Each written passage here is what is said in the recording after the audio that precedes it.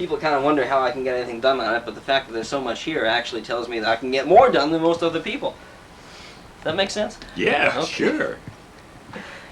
I understand that. 9/10 of my work nowadays is being done on this Toshiba laptop, which at the time was, one of the best you can get.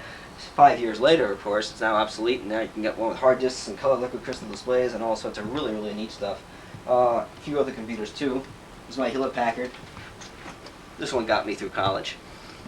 It's also been around the world with me. It controls my darkroom. It controls my camera. It can wake me up in the morning if I so choose, and it can even talk using one of these. The world's most portable speech synthesizer. Just plug the HP into that, turn it on.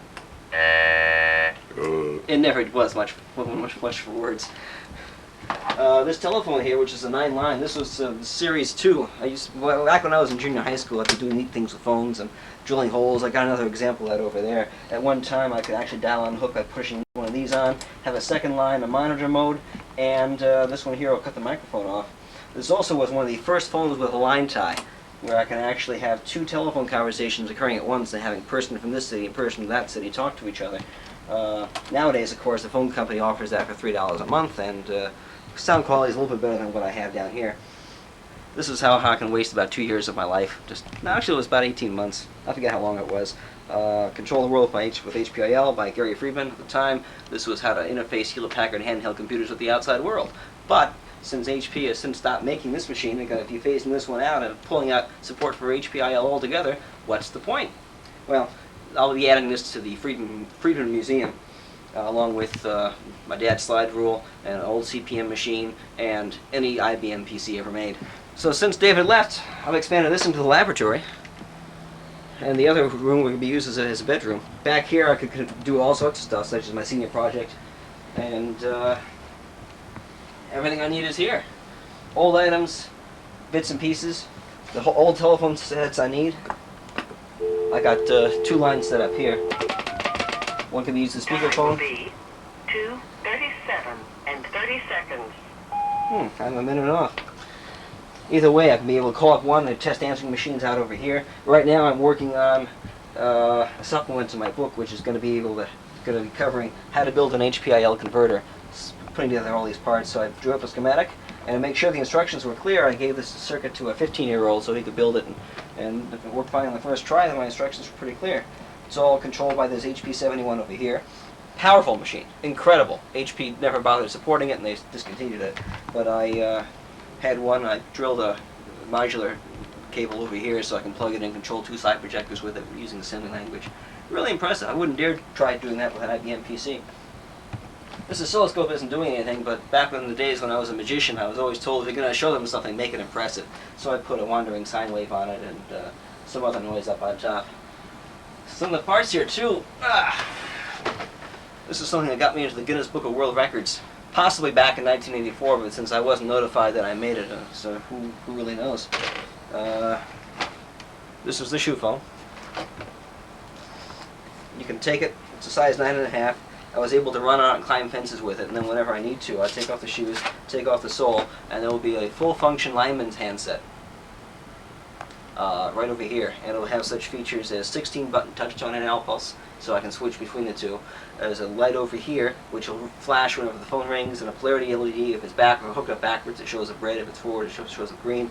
Sound quality is superb, because I got a condenser microphone right over there, which is much superior than the carbon microphones you would find on a typical phone. And it was great. It was built as the smallest telephone in the world.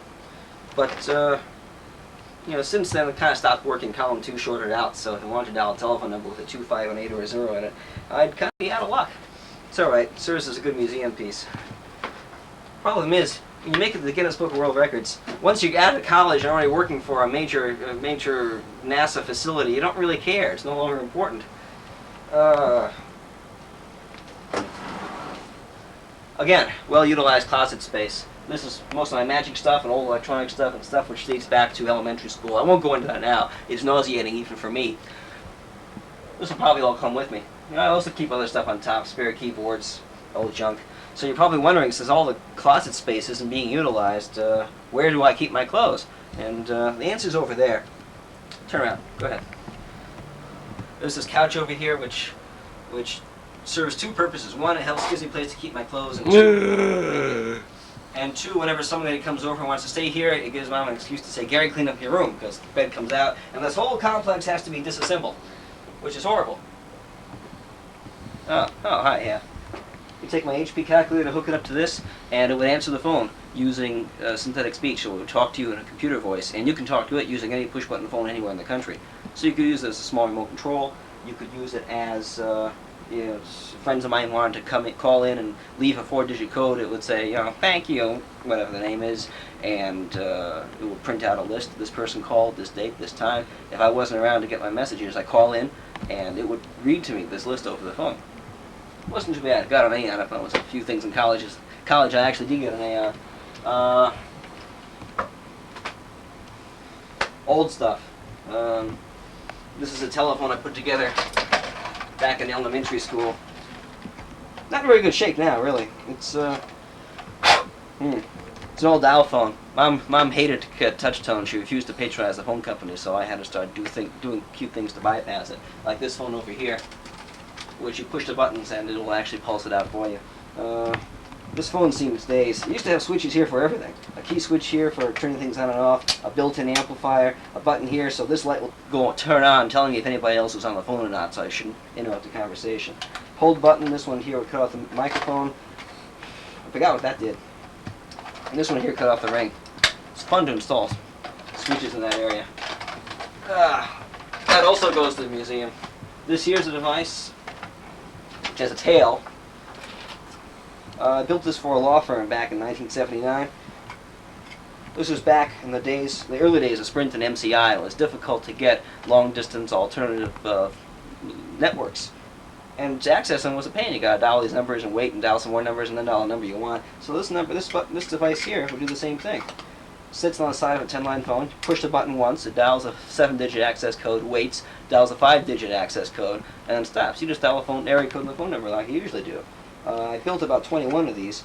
I kept an extra one here so I could take it to design competitions like at UCLA and at Cal State Northridge and keep winning first prize. I won my HP 41 that way. It was first prize for a design competition on this.